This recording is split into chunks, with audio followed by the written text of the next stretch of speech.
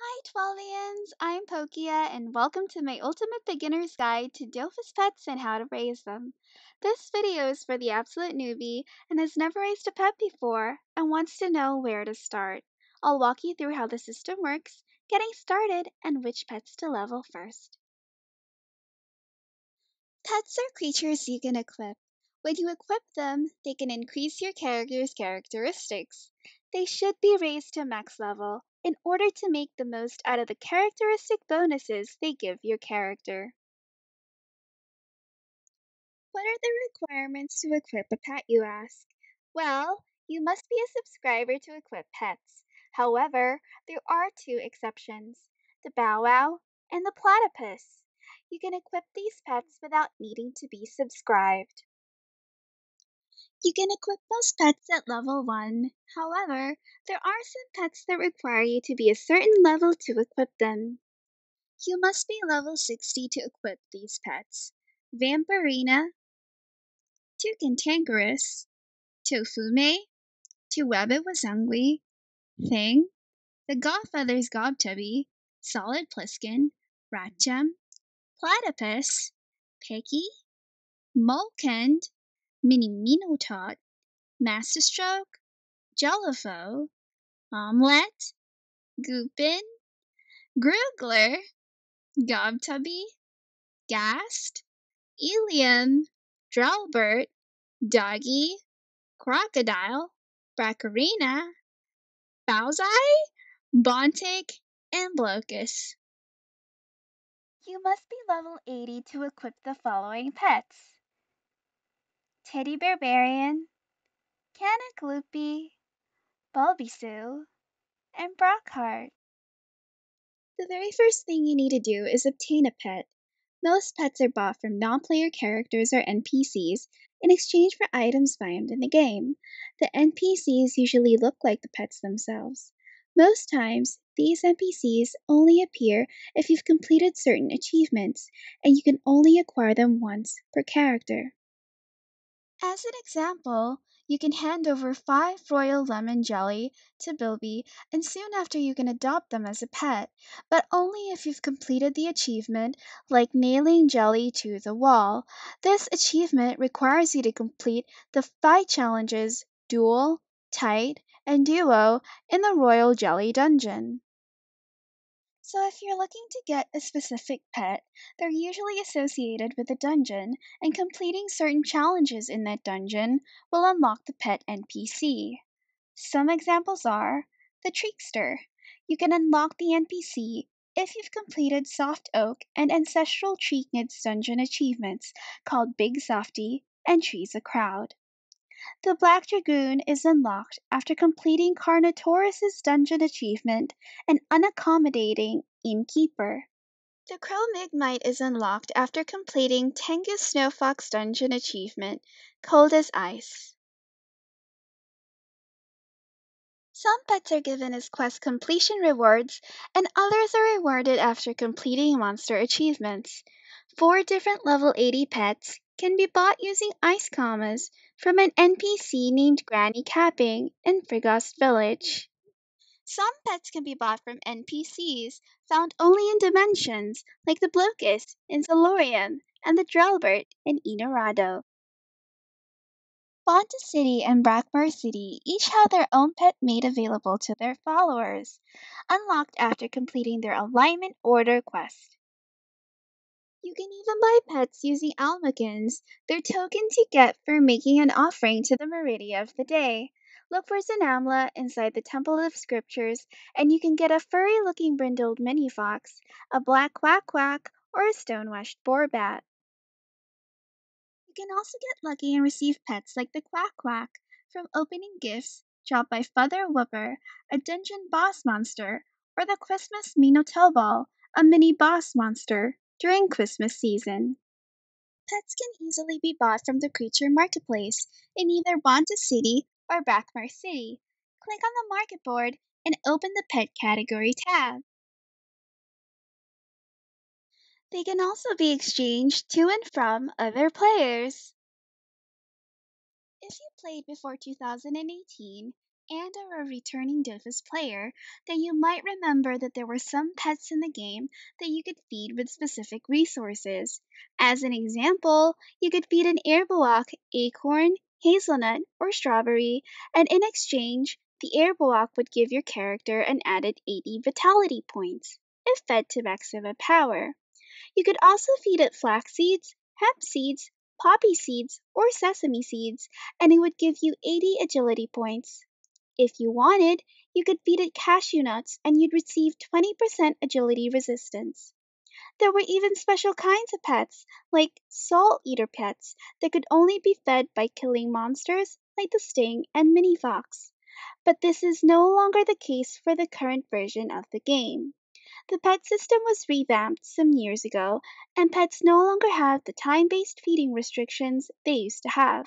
Instead of health points, they now have levels, beginning at 0 and capped at 100. This also means they're immortal or never die after defeat in combat. They no longer need healing or resurrecting, although they still need to be fed to gain experience points. Unlike before, you can no longer choose which characteristic bonuses you want improved. Looking back on my earlier example, the airbuak was able to give 3 different bonuses: vitality, agility, or agility resistance. Nowadays, the airbuak gives both 50 power and 25% air resistance, and you cannot choose between the two. It is a fixed bonus effect. You might be wondering why your old maximum improved pets no longer have characteristic bonuses or effects. Don't worry, the pet bonuses are not lost. Your pets have just been reset to level 0, and you can easily feed them to regain the lost bonuses. You will be given super croquettes, a kind of pet food that gives back the experience points gained by your old pets. The upside about the revamp is you are now allowed to feed or improve the stats of other pets you weren't interested in before. It's a good thing that we are able to do this because bonuses for all pets have been revised. If you fed some other old pets only a little or halfway, you will still receive super croquettes, but with varying amounts of experience points depending on how much they improved. You could even feed all the super croquettes you received to just one newly chosen pet, and you will instantly have the best max level pet for your character. Choosing a pet to level can be overwhelming. How do you determine which one is best for you? Let's take a tour through the encyclopedia pane. The default keybind is B to open it. Then click the Equipment tab and hit the Pets Mount button. Click the plus sign next to Pet Mount Categories and tick the box associated with pets. You can now view all the pets available in-game and their respective statistic bonuses. It's best to scan for the characteristic bonuses each pet has before choosing which one to level. You can even find pets with the bonuses you're looking for using the characteristic filters. Your priority should always be to feed the pet you will use in combat. Although the time-based feeding restrictions have been removed, it will still take a lot of effort to raise your pet to max level. It's easy in the beginning, but it gets progressively harder and a lot more expensive. This is why you should focus on leveling one pet at a time and to pick the pet you most likely will use in the majority of your fights. So you finally set your eyes on your favorite pet, your furry, fat, or scaly best friend that's going to be there with you through hell and back. But they're level 0 and you need to get them to their highest level. Just over 9,000! I'm kidding. Just to max level 100. So how do we go about feeding pets? Well, the guide tab says you feed them resources. But what exactly are these resources, you ask?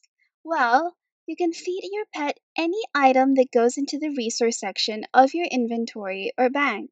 Isn't that cool? You can even feed your pet items crafted using other resources, like idols. But I wouldn't suggest that. Not only because idols are actually useful, but because feeding your pet the resources to make an idol can sometimes give better XP than if you fed them the actual idol. The rarer a resource is, the higher XP it gives your pet.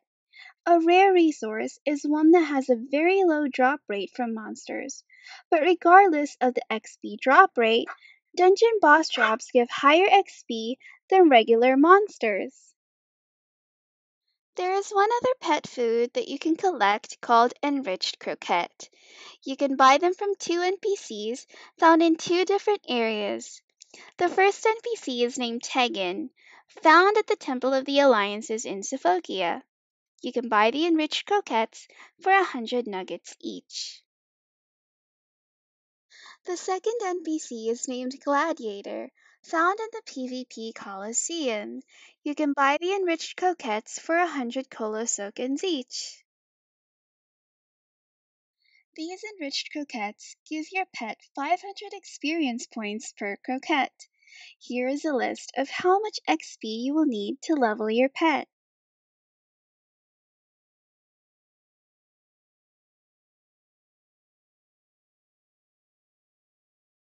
You will need to collect 392 or so enriched croquettes to get your pet from 0 to max level.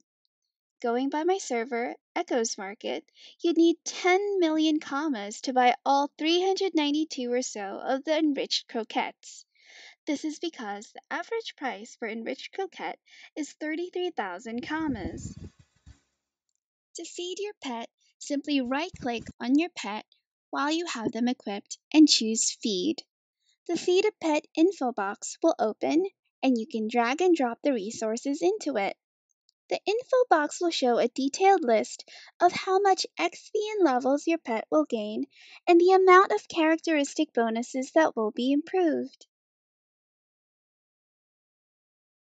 During the pet revamp, some pets were turned into ceremonial items. They can be placed on top of equipped pets, and the look of the ceremonial pet will be displayed on your character. This is really great because not only can you have your fave pet fight alongside you in combat, you can choose the look of the other furry, cute, or creepy looking pets to be displayed on your equipped one. You can easily swap out the looks anytime. You may also buy newer ceremonials from the Dofus shop using augments like the Neutro Pet Ceremonial.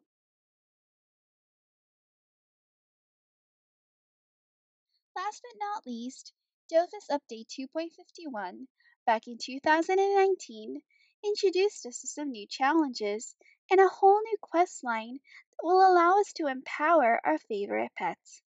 There are 3 steps to magically evolve our furry friends into the legendary superstars they were meant to be. Number 1. You must complete 3 main quests and some prerequisite quests to give your pet a legendary status. Number 2.